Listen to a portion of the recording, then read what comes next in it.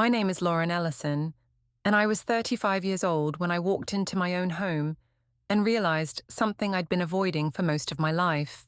I was always expected, never invited, never asked. That realization hit me the moment I stepped out of my Uber suitcase, still warm from Tokyo, and saw the mess of cars lining both sides of my quiet Boston street. Music thumped from my Victorian home, the one my grandfather left specifically to me in his will. Strangers laughed in the garden I'd replanted myself. The same tulip bed I had designed based on my grandfather's old blueprints, now trampled cups and cigarette ash scattered like confetti on a battlefield. I wasn't supposed to be home until Sunday night. That's what I told everyone at work. After a grueling 2-week pitch in Tokyo, landing a 7-figure contract for the company I'd earned a weekend off. But in the quiet hours after the deal closed, I booked an early flight back. I just wanted to sit on my porch with a glass of wine and watch the light fall across the garden.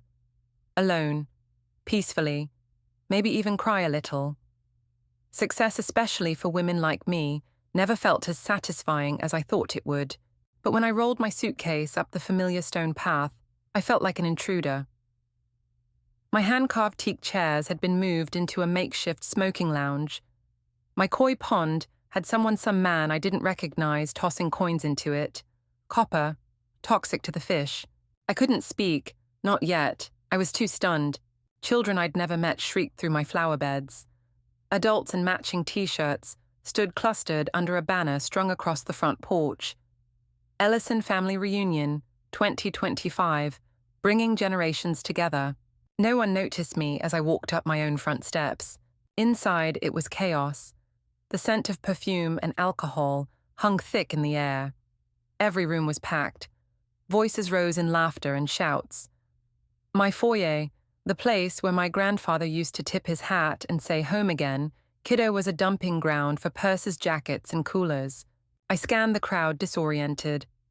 Distant relatives I barely recognized hugged and snapped photos. Strangers wandered freely through my study, my office, my kitchen.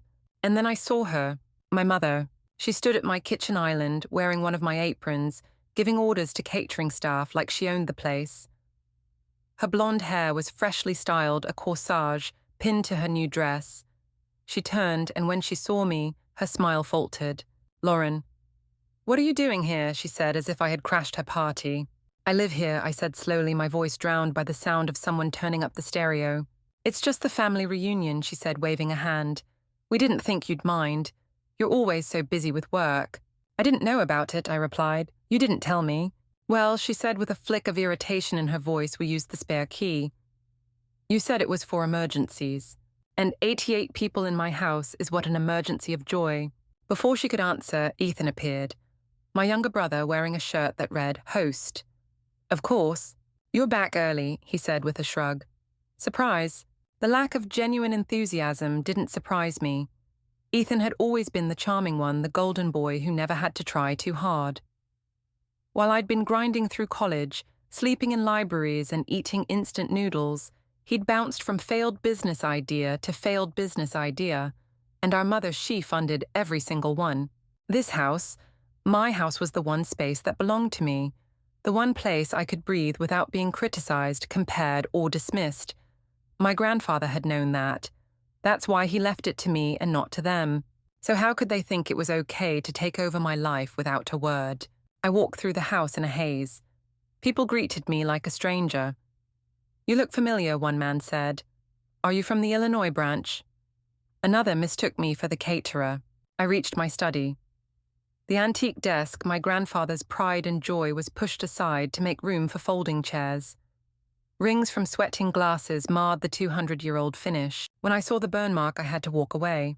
On the back porch, I looked at the chaos from a distance. No one followed. No one apologized. No one even asked how I was doing.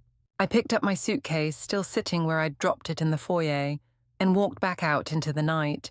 Not one person stopped me. My grandfather used to say, integrity means doing the right thing, even when no one's watching. But what happens when everyone's watching and still doesn't care? I checked into a hotel downtown, the quiet of the room ringing in my ears. I sat on the edge of the bed, replaying every moment, every careless comment, every dismissed feeling that brought me to this point. And then, for the first time in years, I allowed myself to cry. Not because of the house or the party, or even the ruined tulips, but because I realized I had never truly been seen. I didn't sleep that night. Even in the stillness of the hotel room, my thoughts moved like floodwaters, overflowing, crashing, relentless. I kept replaying one moment the way my mother had looked at me in the kitchen. Not embarrassed, not apologetic, just annoyed that I'd shown up, as if I were a burden, an interruption. I stared at the ceiling and thought about the one person who would have understood, the one person who never made me feel invisible. My grandfather, Henry Ellison. To them, he was Dad or Grandpa Henry. To me, he was the one person in my family who saw me not as a backup plan, not as a tool, not as the responsible one, but as someone worth listening to. I used to visit him every Sunday as a teenager, even when my mother said I should be out with friends, or when Ethan begged me to cover for him so he could party. I'd show up anyway, walk into the old Victorian, with a notebook in my bag and questions in my mind. "Let's start with integrity," he once told me, gesturing to the intricate woodwork on his antique desk. "See this?" He ran his hand across a carved edge. "Even the parts no one sees are finished with care. That's the mark of someone who respects the work, who honors the process." When he passed away 3 years ago, the will shocked everyone except me. He left the house entirely to me, no split, no clauses, just a note that read, "To Lauren, who understands the value of building something to last." My mother was livid. He must have been confused, she insisted. That house was always meant to be shared. She kept pushing me to sell it and divide the money. Ethan suggested renting it out to maximize value. But the house wasn't just a structure, it was where I learned to be who I am. Every book-lined hallway, every creaky floorboard, every memory soaked into the wallpaper. I moved in almost immediately after the reading of the will. It was the first time in years I felt like I belonged somewhere. I spent my weekends restoring each room, keeping the original molding and wallpaper when I could. I converted the library into my home office, but kept Grandpa's desk exactly where he left it. I brought back the rose garden he'd planted from cuttings, traced back to his own grandmother. I even found his old garden notes in the basement, carefully labeled in faded ink. That house was a monument to care, and I honored it the best way I knew how. Still, I truly tried to maintain a connection with my family. I invited my mother and Ethan to holiday dinners. They came late and left early. My mother made passive-aggressive comments about how lonely the house must feel. Ethan kept asking if he could borrow the pool for his friends. Once he threw a party while I was at a work conference, left beer cans in the sink and scratches on the hardwood floors. I didn't cut them off. I set boundaries. I thought that was enough. But as I sat in the hotel room that night, staring at my phone, I realized something that made my chest tighten. They never saw this house as mine. They saw it as temporarily occupied, on loan, a piece of property they'd get back eventually. To them, I wasn't a person with rights or needs. I was just a placeholder until they could reclaim what they felt entitled to. That thought lit a fuse I'd spent years suppressing. I remembered being 12 and winning my first school science fair. My mother never showed up. Ethan had a soccer game. Grandpa came instead, wore his only blazer, and carried a bouquet of sunflowers. He said someday they'll regret not seeing what I see in you. Maybe he was wrong. Maybe they wouldn't regret anything. But I finally did. I regretted ever thinking they would change. I regretted every time I gave them the benefit of the doubt. Every time I swallowed my disappointment to keep the peace. Every time I let them treat me like the help in my own life. I thought about calling my mother right then in that sterile room at 3:12 a.m., just to ask, "How could you do this to me?" But I already knew the answer, because in her world, I had always been the one expected to understand, to forgive, to make room, to sacrifice. Without question, I picked up my phone and called someone else instead, Hannah, my best friend since college, my sounding board, my truth teller. She answered groggily but alert. "What happened?" she asked immediately, and I told her everything. The party, the guests, the ruined tulips, the burn mark on Grandpa's desk, the feeling of being erased. By the time I finished, I was shaking. "Oh, hell no," she said. "That's beyond disrespectful. That's a full-scale invasion." "Am I overreacting?" I asked. The old script still ran in the background. Hannah didn't even hesitate. "If anything, you're underreacting. Lauren, they used your home without permission. They disrespected your grandfather's legacy and your boundaries. That's not love. That's exploitation." Her words cracked something in me open. Maybe I didn't have to keep being the reasonable one. The bridge, the buffer. Maybe I didn't have to protect people who never protected me. I lay back against the stiff hotel pillows and stared at the ceiling. And then the clearest thought I'd had in years settled in my chest. Maybe it's time to let the house go. I returned to the house the next morning at 9:00 a.m., hoping naively that most of the guests would be gone and the damage would be minimal. Maybe it was just the exhaustion talking the night before. Maybe I'd exaggerated it all in my head. But the moment I stepped onto the front porch, I knew I hadn't. The banner was still up, Ellison Family Reunion 2025, fluttering in the soft breeze like a mocking reminder. The garden looked worse in daylight. Trampled flower beds, cigarette butts mashed into the soil. My teak chairs were stained and ringed with glass marks. The tulips, the ones spelling onward, when viewed from my study window, were crushed under muddy shoe prints. Inside the house was trashed. Empty bottles and red Solo cups littered every surface. Half-eaten food sat out on platters swarming with flies. My prized Persian rugs, passed down from my grandfather's travels to Istanbul, were now dotted with greasy footprints and bits of ground-in crackers. The smell was even worse than before. Alcohol body odor, something unidentifiably sour. My home had been converted into a frat house by people who called me family. I found my mother in the kitchen, calm as you please, sipping coffee like nothing had happened. "There you are," she said, not even looking up from her phone. "Where did you disappear to last night?" "So dramatic, Lauren."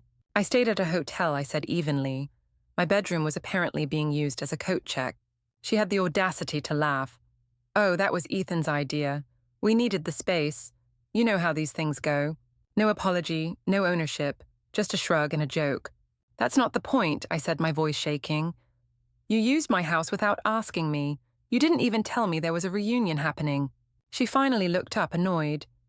"You're always working. Would you even have come if we'd told you? Besides, you're so particular about everything. If we'd asked, you would have had a million conditions." "Yes," I snapped, "because it's my property." "That's not being particular. That's called setting boundaries." Ethan emerged from the guest room at that moment, shirt-wrinkled hair a mess. He looked like he'd slept in his clothes because he had. "Morning," he muttered, heading straight for the coffee pot. "Great party, huh? Everyone loved the house." "Ethan," I said firmly, "why didn't you tell me about this? Or at least ask before using my home?" He shrugged. "We needed a big space.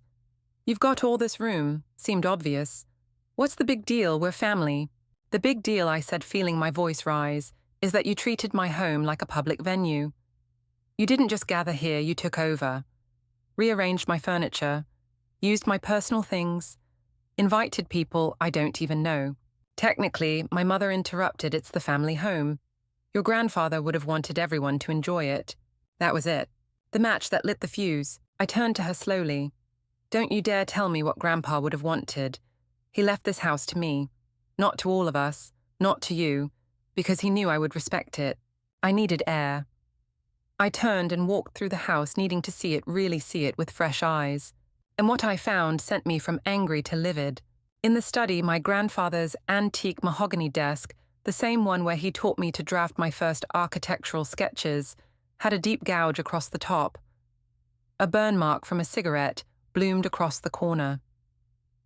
My no-smoking policy had clearly been ignored. I moved to my office. The door, usually locked, was ajar. Someone had picked the lock or forced it open. My laptop had been moved. Work documents, confidential client materials were shuffled. The framed first dollar I earned freelancing during college had been taken off the wall. The frame was cracked. Upstairs was no better. My bedroom, despite a sign that said private, had been entered. Closet doors half open, drawers not closed properly. My things had been touched, handled, violated. Back downstairs, I found my mother and Ethan, chatting about which relatives still needed airport rides. "I'm sorry," I said flatly. "Did you know my office was broken into, or that my bedroom was used as a coat room?" My mother looked blank. Ethan chuckled. "Some kids were playing hide and seek, probably. And that desk thing, just a water ring. It'll buff out." "It's a cigarette burn and a knife scratch," I snapped. "On a 200-year-old desk. Always so dramatic about things." My mother sighed, waving me off. "It's just stuff, Lauren." I blinked. Just stuff. The desk where Grandpa had written my college recommendation letters. The garden, where he taught me the names of every flower. The walls where I whispered my fears during sleepless nights. To them, it was all just stuff. To me, it was home, history, identity, sanctuary, and they had desecrated it with carelessness. I pulled out my phone, and I made the only call I could think to make. "Hannah," I said, trying to keep my voice level. "Can you come over? I need moral support." Within an hour, she arrived. She gasped as she walked in, stepping over solo cups and sticky tiles. "Lauren," she said softly, touching my shoulder. "This is worse than I imagined." "I don't even know where to begin," I whispered. "I feel like I've been erased." She didn't tell me to calm down, didn't try to fix it. She just looked around at the wreckage of a house built on love and ruined by entitlement and said, "What are you going to do?" I looked at her, then at the stained wood, the torn wallpaper, the trampled garden. "I don't know," I said, "but I know I can't pretend this is normal anymore." That phrase wouldn't leave me alone. "It's just stuff, Lauren." Like it wasn't the desk where I learned to draw floor plans. Like it wasn't the bookshelf I helped my grandfather build the summer after my dad left. Like it wasn't the house where I learned how to be safe in my own skin for the first time. They didn't see what I saw. They never had. While Hannah helped me document the damage room by room, I kept replaying all the little moments that led here. Not just the party, not just the house, but the pattern. The way my mother always minimized, the way Ethan always excused, and how I had spent a lifetime absorbing the cost of their comfort. "Do you want to press charges?" Hannah asked gently, as she took pictures of the damaged antique desk. "No," I said. They'd spin it into me being the ungrateful daughter, again. But I was thinking. For the first time in a long time, I was letting myself truly feel. No justifying, no excusing, no smoothing it over. This wasn't just a bad party. This was the culmination of years of erasure. When I was 8, I had a birthday party. My mother ordered cake chocolate even though she knew I was allergic. "Don't make a fuss," she'd said when I cried. "The other kids are enjoying themselves." At my high school graduation, she and Ethan arrived 45 minutes late and left early. "It's Ethan's semi-finals," she'd whispered. "You just walk across the stage. We'll see the pictures later." Even when I won a prestigious scholarship to MIT, she asked if I'd considered something more feminine. Ethan's mediocre grades, meanwhile, were celebrated like Olympic medals. It was always like that. My achievements ignored or reframed as burdens. Ethan's praised even when they led nowhere. That morning, as Hannah and I moved through the house, I stopped pretending this was a one-time thing. "This has always been who they are," I said aloud. I just didn't want to admit it. "What are you thinking?" she asked. I paused. "I think it's time to sell." Hannah blinked. "The house." "Yes. But it's your home. It's Grandpa's legacy." "No," I said, my voice firm but steady. "His legacy is in me. Not the floorboards. Not the bricks. He left this house to me because he trusted I'd protect it. But protecting it is destroying me." Hannah was quiet, then nodded. "If that's what you need to do, I'll support you." I pulled up my contacts and scrolled to Scott Reynolds, a real estate agent who had called me 3 times since Grandpa passed, asking if I was ready to sell. I had always told him no. "Not anymore." "Scott," I said. When he picked up, "Remember that offer you mentioned last month? Is it still on the table?" He paused. "Absolutely. The cash buyer I mentioned is still looking for a property in your neighborhood. Historic, no major repairs, fast close. That sound like something you'd consider now. I'm very interested." He offered to be at the house within the hour. When he arrived, he blinked at the mess but said nothing. I appreciated that. He was all business. We sat at the garden table, one of the few places untouched by the chaos, and went over the numbers. The buyer was a tech entrepreneur relocating from California. A man named Victor Jiang in search of a house with character and good bones. He was ready to move fast. Scott looked at me. "Are you sure about this?" I nodded.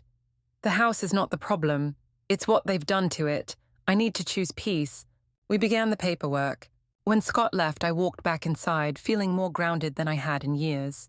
My mother and Ethan were still in the kitchen this time, discussing who had forgotten their casserole dish. "Who is that guy?" Ethan asked, licking jam off his finger. "Looked like a lawyer." "A real estate agent," I said. Their faces froze. "I'm selling the house," I added calmly.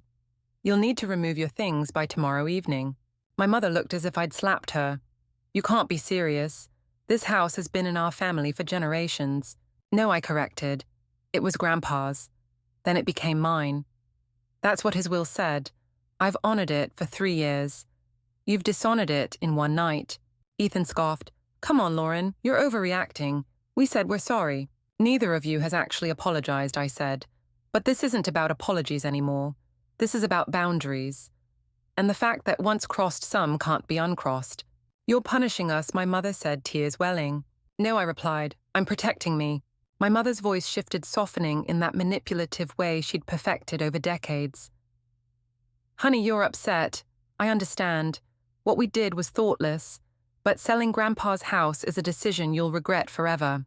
I looked at her, this woman who birthed me, fed me, dressed me, and never truly saw me. "I already regret the years I spent waiting for you to treat me like I mattered. Selling this house. That's the first thing I've done in a long time that actually feels right." Ethan muttered something under his breath and walked out. My mother just stared at me like I was someone she couldn't recognize anymore. And maybe she was right, because I was no longer the daughter who stayed quiet, no longer the placeholder in a legacy that no longer fit. I was Lauren Ellison, the woman who built herself, and finally, the woman who chose herself. The first thing I packed was the letters. They were in a small cedar box tucked in the top drawer of my nightstand, 50 or so envelopes, each one handwritten by Grandpa Henry, spanning years of birthdays, milestones, even ordinary weeks when he just wanted me to know he was proud. I'd reread them every time I felt myself slipping into doubt.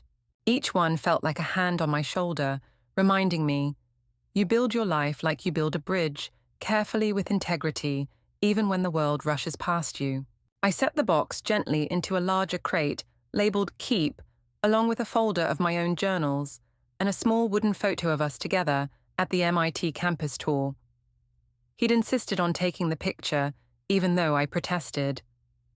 "One day, you'll want proof of how far you came," he'd said. He was right. Everything else in the room, furniture, bedding, framed degrees they could go. None of it felt like mine anymore.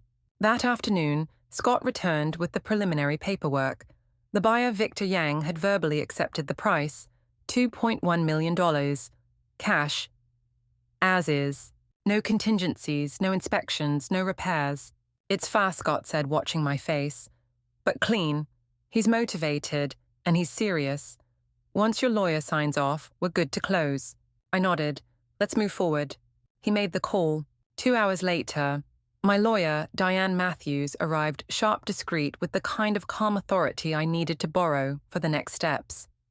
She reviewed the contract in the garden while I sipped tea and stared at the scarred tulip beds.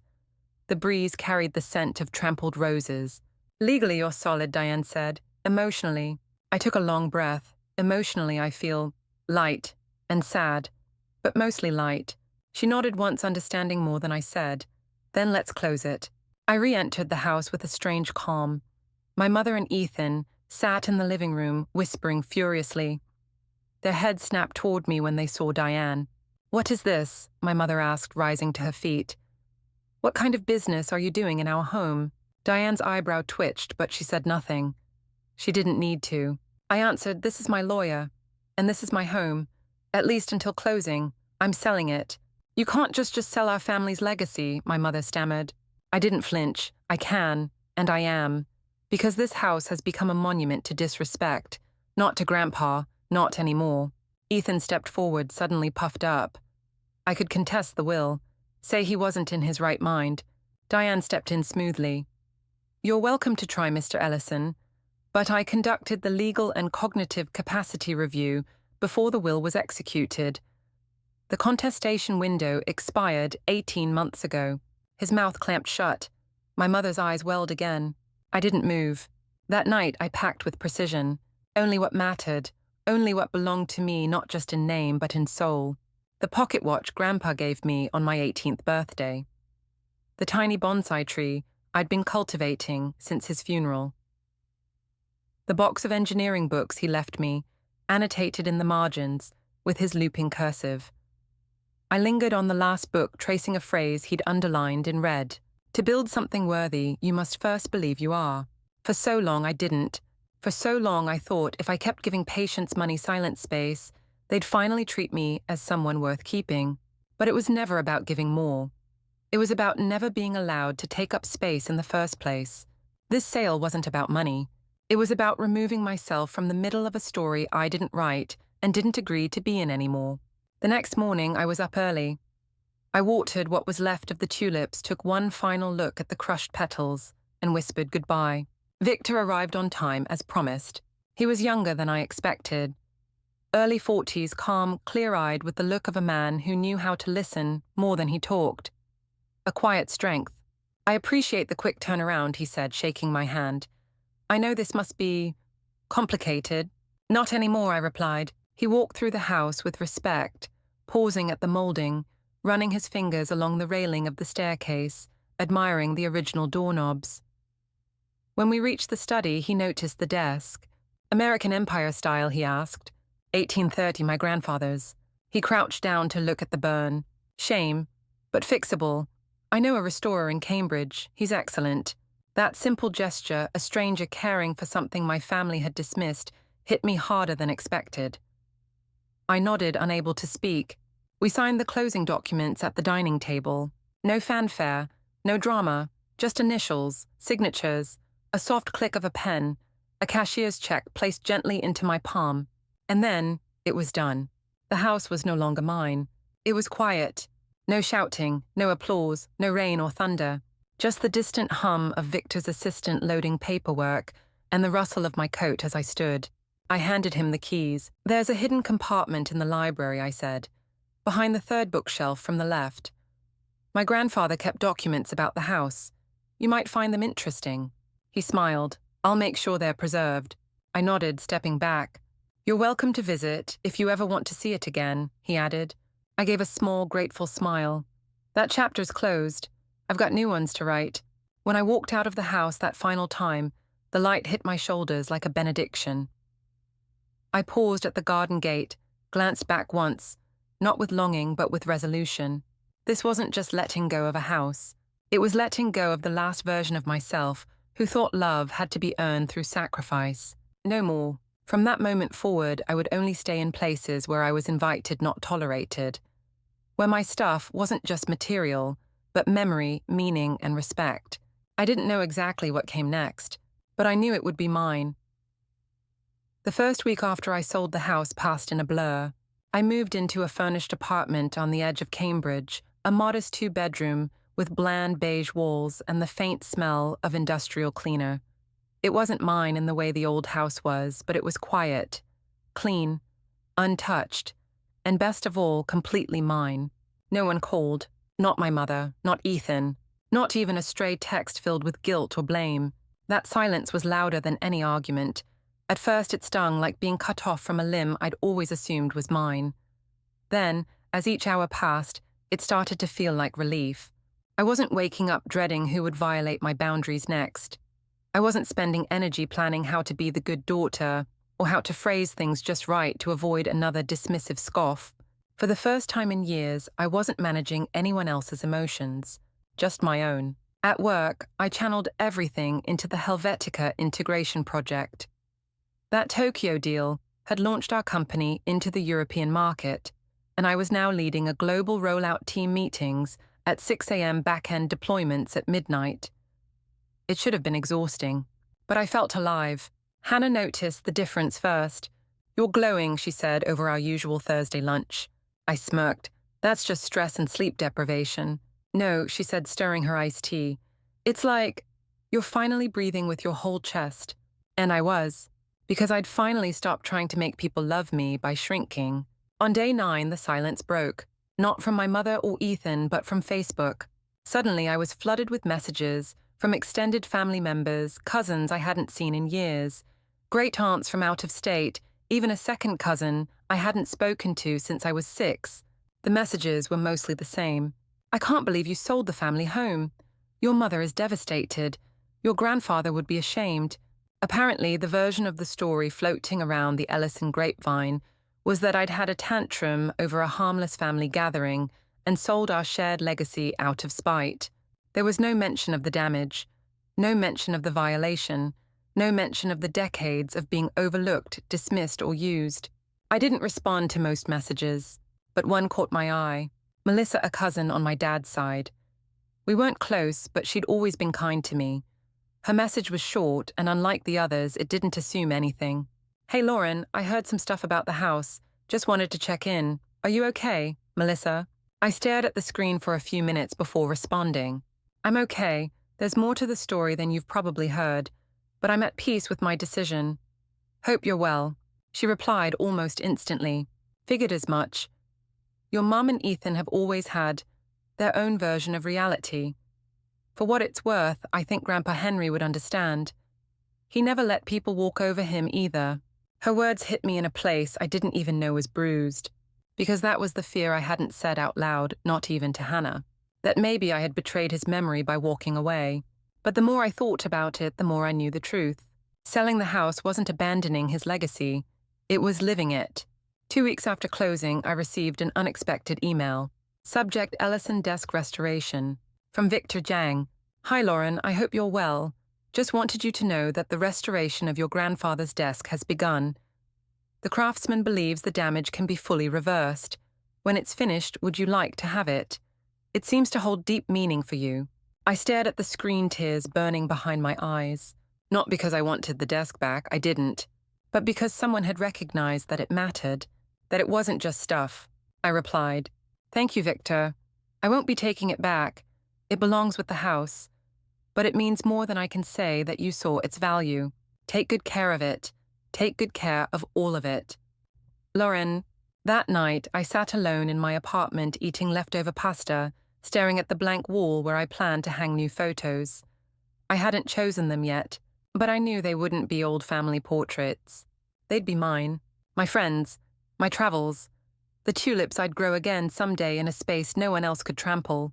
A home built with intention, not expectation. The weight I'd carried for years, the one disguised as obligation duty tradition, was finally gone. And in its place, room to breathe, room to be. I still didn't know what kind of daughter I was in their eyes now, but I finally knew what kind of woman I wanted to be in my own, and that mattered more. It was a Thursday evening. I had just finished preparing dinner: roasted vegetables, jasmine rice, and miso-marinated salmon. A quiet night, nothing extraordinary. I was standing by the stove plating the meal for one when the doorbell rang. I wasn't expecting anyone. When I checked the peephole, I froze. It was my mother. No corsage, no flawless hair or polished smile. Just a tired woman in wrinkled clothes and puffy eyes standing in the hallway of my apartment building, like a ghost unsure of its place. I didn't move for several seconds. My body wanted to turn off the lights and pretend I wasn't home. My heart wanted to open the door. In the end, I opened it. "Mom," I said simply. She looked up at me like she hadn't expected me to answer. "Can I come in just to talk?" I stepped aside wordlessly. She walked in like someone trying not to leave footprints. Her eyes scanned the apartment, a simple space with clean countertops, generic art, and furniture I'd chosen myself. It wasn't grand, but it was mine. All mine. "It's nice," she offered, standing awkwardly in the middle of the living room. "Cozy. What do you want, Mom?" I asked, no longer one for small talk. She sat on the edge of the couch, folding her hands in her lap like a schoolgirl. Then she said the thing I'd expected, but still felt like a punch. "We've been evicted from the apartment, Ethan and I." I blinked. "Why?" "The landlord found out Ethan was staying there. Lease says no additional occupants. He reported it after Ethan got in a shouting match with the neighbor." I didn't say anything. "We've been at a motel," she continued. "Just temporary. But, well, I was hoping you might be willing to help." There it was. Not reconciliation, not remorse, just need. I sat across from her, my plate of food growing cold on the kitchen counter behind me. "What kind of help are you looking for?" She hesitated. Just a little money. First and last month's rent on a new place. Maybe 4,000 I'll pay you back. Of course, I knew she believed that, or needed to. I also knew it wasn't true. Mom, I said slowly, I won't give you money. Her face fell like a curtain, dropping on a show she'd hoped would win applause. We're about to be homeless, Lauren. After everything I've done for you, I held up a hand. I'm not saying I won't help. I'm saying I won't give you money. There's a difference. She looked confused, even a little insulted. I can help you find resources, I said. Affordable housing programs, job assistance for Ethan, maybe financial counseling. Help that actually helps. Not a temporary fix that lets everything collapse again in 2 months. She stood suddenly, anger sparking in her voice. So this is your revenge, making us beg while you sit on millions. This isn't revenge, I said calmly. This is a boundary. One I should have set years ago. Boundaries, she spat. Is that what your therapist calls abandoning your family when they need you? Yes, I said. And my therapist also calls it survival, stability, growth, all the things I never had with you and Ethan constantly draining me. She moved to the door. We'll figure it out without you, like we always have. But the irony landed flat. They were here precisely because they couldn't figure it out without me, and I was no longer the safety net. Before she walked out, I said one last thing. The offer still stands, Mom. When you're ready to change, really change, not just ask for help, but accept help with accountability, I'll be here. Until then, I wish you the best. She didn't turn around. She just walked out and closed the door behind her. I stood alone in my apartment, the weight of the moment pressing against my ribcage like a tide. Not from guilt, from grief. Because even when you know they won't change, some part of you still hopes they might. I sat at the counter and reheated my plate. The rice was dry now, the vegetables soft. But I ate it anyway. Because I was hungry. Because it was nourishment I made for myself. Because I was learning that not all hunger deserved to be fed. Later that night, I got a text from Hannah. You okay? I stared at the screen for a long time before replying. Getting there, one day at a time. And for the first time, I meant it. Not as a platitude, as a promise. 3 months passed in silence. No knocks, no calls, no pleading voicemails from my mother. No just checking in texts from Ethan. It was as if we'd all entered separate orbits, finally free from the gravity of each other's chaos. I heard bits and pieces through the family grapevine, mostly from Melissa, who messaged once or twice with casual updates. Heard your mom and Ethan found a small place across town. Not great, but they're managing. He's working at a hardware store now. I blinked when I read that. Ethan working. For the first time in ever. Apparently, necessity had done what years of patience and gentle nudges could not. Meanwhile, I kept building my own quiet little world. The new apartment lease came up, and I signed for another 6 months. I'd started filling the empty frames on the wall, not with family portraits, but with photos I'd taken on solo hikes, candid shots with Hannah, even a picture of the tulip garden I'd planted at the old house the first spring. I hadn't replanted tulips yet, not here, but I had time. I began therapy weekly, really going this time. Not just talking about my mother and brother, but about me. About how I'd tied my self-worth to being needed. How I'd accepted crumbs and called it dinner. How being the strong one had been both armor and prison. And most importantly, how it was okay to want more. I began to feel not fixed, but whole, not healed, but healing. Until one Tuesday morning, my phone rang. A number I hadn't saved but immediately recognized. My mother. I stared at it, let it ring twice, 3 times. Then I picked up. Lauren, she said breathless, it's me. A pause. Then, I was wondering if we could talk. Just somewhere neutral. No agenda. Her voice was softer than I'd ever heard it. No manipulation. No performative sadness. Just something tentative. I agreed to meet her at a cafe halfway between our homes. She was already seated when I arrived, holding a mug in both hands, like it was the only thing tethering her to the earth. She looked older, not just in the wrinkles or tired eyes, but in a way that said life had finally caught up with her. Thank you for coming, she said. I nodded but didn't speak. I've been doing a lot of thinking, she began, about everything, the house, the reunion, You. I waited. I wasn't fair to you, she said finally. Not just with the party, but, for a long time. I favored Ethan. I took you for granted. I resented your success instead of celebrating it. My heart beat faster. Not because I was angry, but because I had never not once heard her say anything remotely close to this in my entire life. What changed? I asked cautiously. She gave a dry laugh. Reality. When you lose your home, your pride, and your plans in 1 month, you start to see the pieces you've broken along the way. She looked down. I went to visit your grandfather's grave after the house closed. I was furious, blaming you. But then I remembered what he used to say to me. Life doesn't owe you anything, Beverly. It's what you build with your own 2 hands that matters. She paused, and I realized I stopped building a long time ago. I studied her carefully, unsure how much to trust this version of her. I can't change the past, she said, but I'd like to try for a better future if you're willing. I didn't give her false comfort, but I did offer something real. I'm open to trying, I said, but slowly, carefully. Trust isn't a light switch, Mom. It's a ladder. 1 rung at a time. She nodded and for once didn't rush to fill the silence with excuses or performance. Over the following weeks, we met once a week. No big expectations. Just coffee and conversation. Sometimes we talked about the weather. Other times about Grandpa. A few times about therapy. Turns out she'd started going too through a community program. Eventually, Ethan joined us. It was awkward. He was quieter. Wore the orange vest from his hardware store job.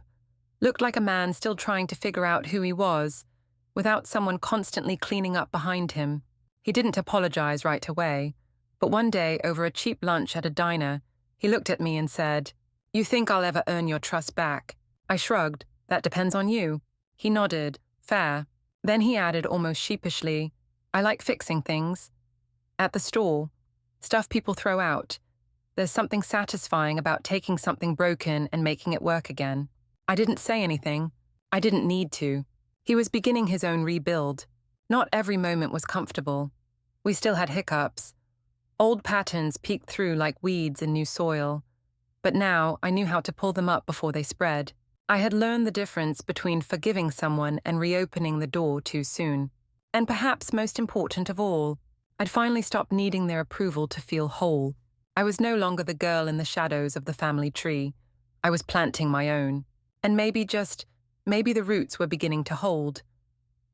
The first time Ethan knocked on my apartment door alone, he brought coffee and a crumpled bag of donuts. "Thought you might still like cinnamon twists," he said, avoiding eye contact. I let him in. We sat on opposite ends of the couch like distant co-workers, trying small talk at an office party. I bit into the pastry and chewed slowly, watching him fidget.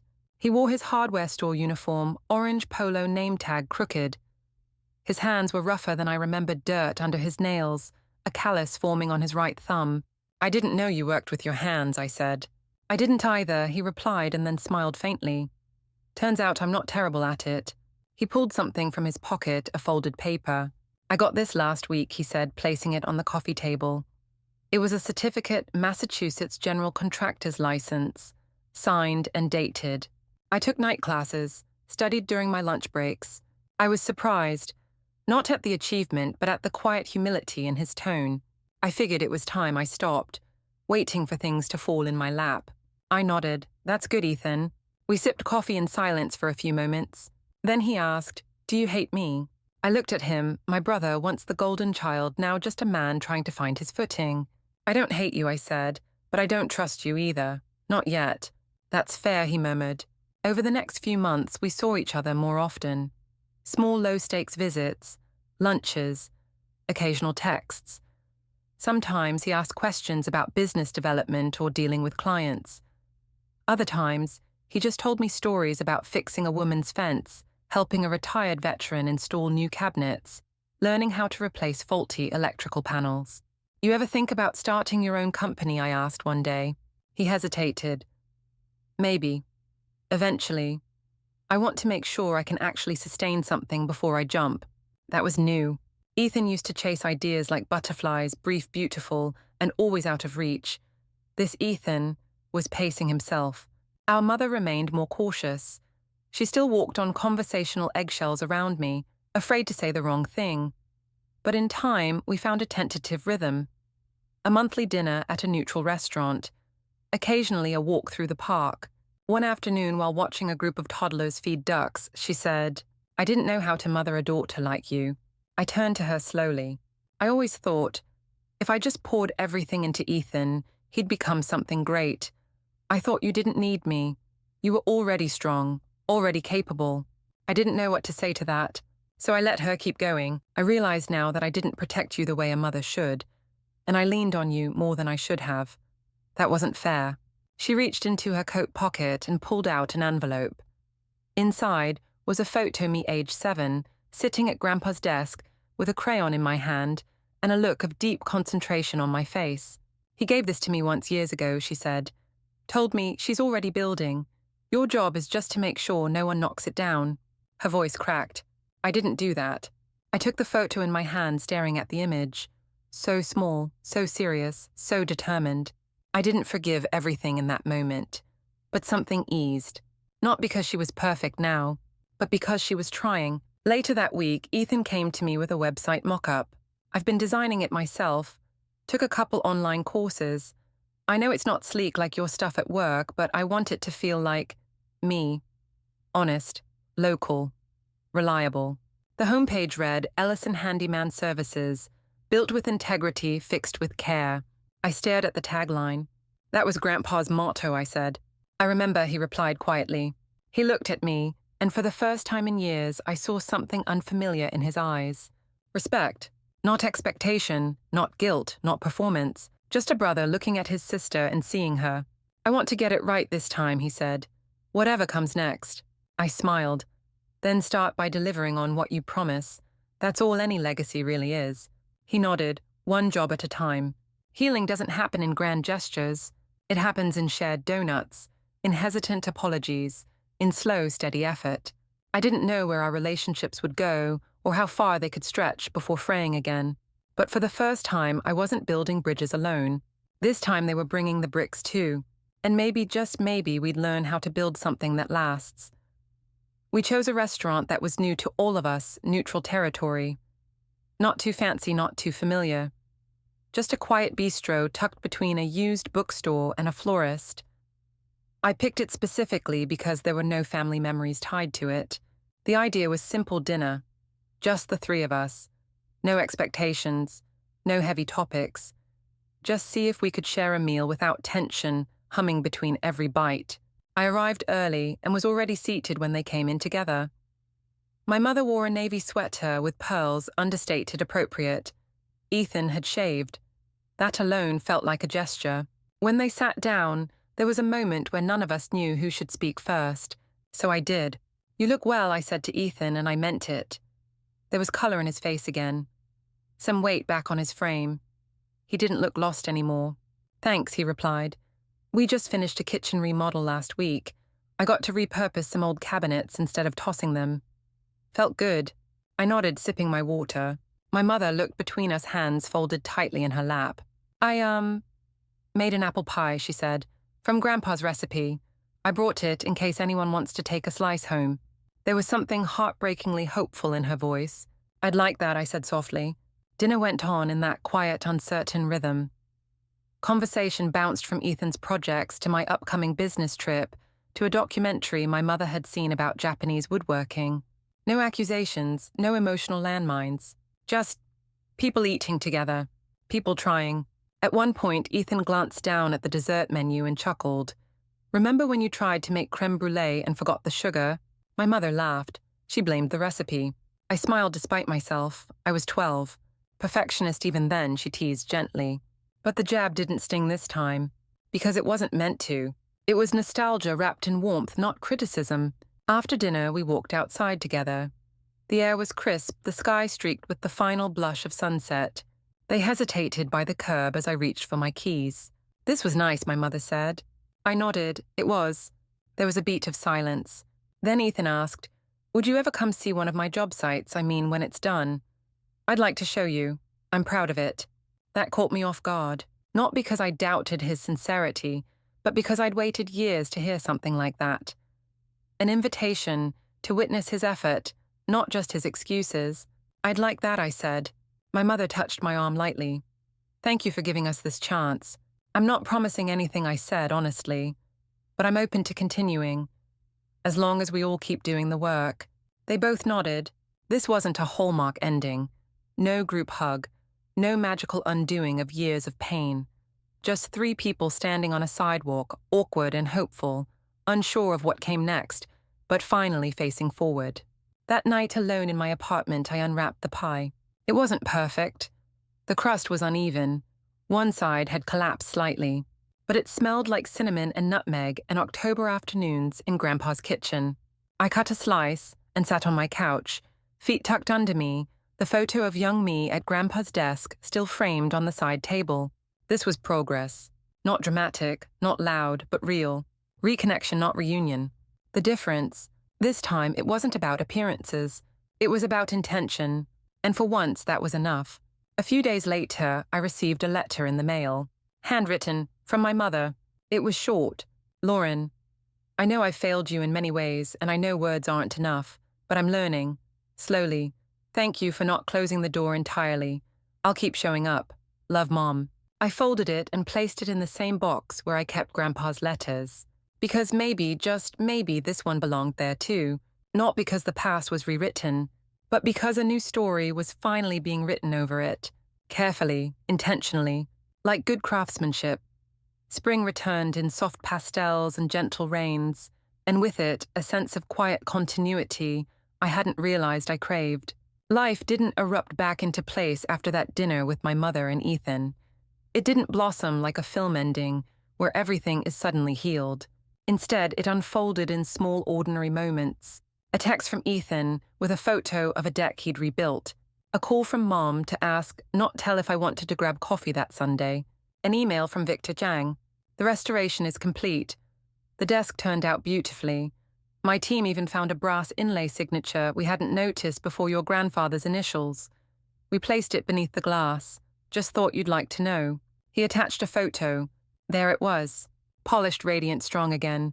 The same desk that had once held tears, letters, and learning now stood in its rightful place in the study. Not as a relic of pain, but as a symbol of something reclaimed. I didn't ask for it back. I didn't need to. The legacy wasn't in the wood. It was in me. When the 1-year anniversary of the house sale approached, I wasn't sure how I'd feel. I expected a resurgence of grief, maybe even regret. But when the day came, I didn't feel torn apart. I felt still, settled. I invited my mother and Ethan to my townhouse for dinner. My space this time. My invitation. My rules. They arrived on time. Mom brought flowers. Ethan brought a toolbox. Turns out one of my cabinet doors had a loose hinge, and he'd noticed during our last visit.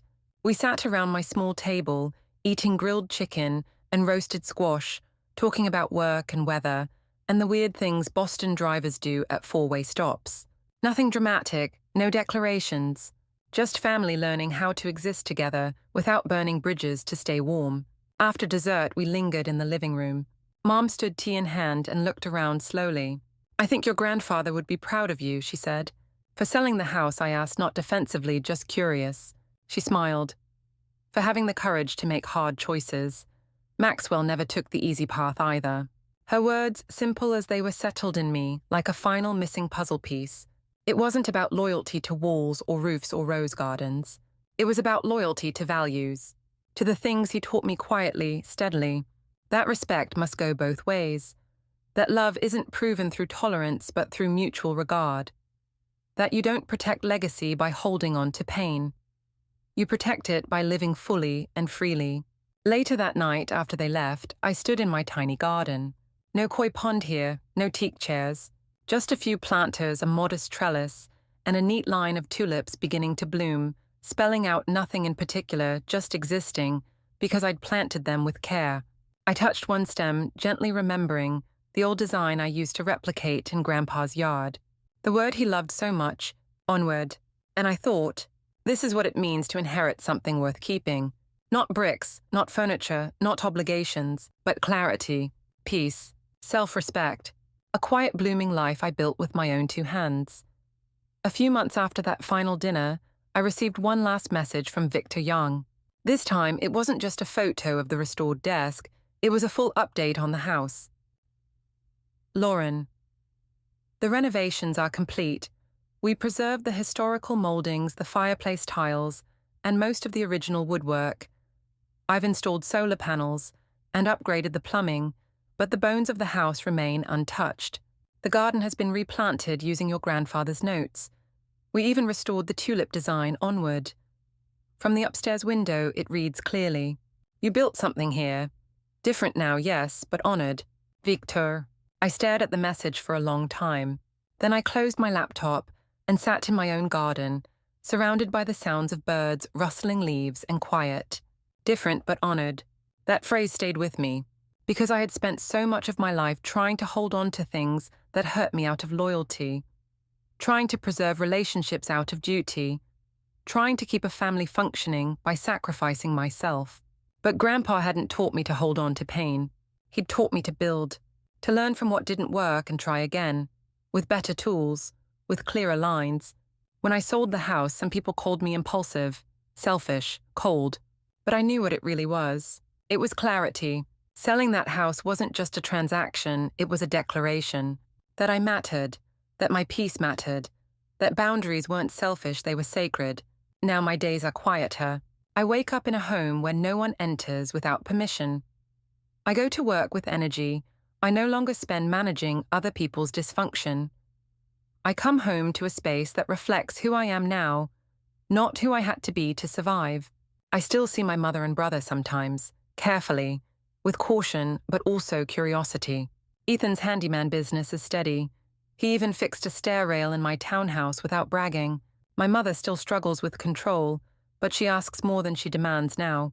We're not close, but we're not broken either. We're rebuilding plank by plank without pretending the cracks were never there. I no longer try to be the daughter they expected. Instead, I've chosen to be the woman I always needed. Firm, kind, boundaried, whole.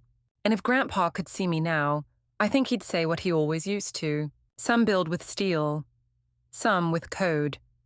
But the best things we build, those are made with courage. To anyone watching this, I'll say this plainly. You are allowed to choose yourself, even if your family doesn't understand, even if they call it betrayal, even if it breaks every tradition you've been taught to preserve. Your peace is not up for debate, and legacy, it isn't measured in heirlooms or square footage. It's measured in the life you build when no one else is watching. I hope my story gives you permission to ask the question I was once too afraid to ask. What would my life look like if I stopped trying to earn love that hurts me? And if you already know the answer, maybe today is the day you take your first step. Not out of anger, but out of clarity, out of hope, out of that quiet radical word, onward. Thank you for listening to my story. If it resonated, share yours in the comments. You never know who might need to hear it. And remember, family is important, but so are you.